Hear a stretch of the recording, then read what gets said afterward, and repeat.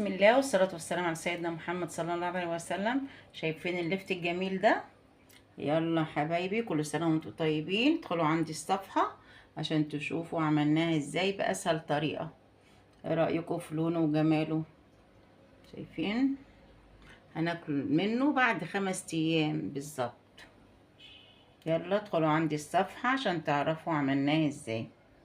اللفت يا حبايبي بعد ما قطعناه زي ما انتم شايفين التقطيعة، قطعي طبعا التقطيعة اللي تريحك اللي انت بتحبيها. ده هنشيله زي ما انت شايفاه السليم ده هنشيله سليم كده علشان يقعد معانا فترة طويلة. بس هنزود الملح بتاع المحلول بتاعه، يعني بدل ما بنحط 3 معالق هنحط 4 معالق ملح ومعلقة سكر عشان يقعد معانا فترة طويلة. وادي المحلول زي ما انتوا شايفين اهو، نحط منه اهو. ادي المحلول اهو.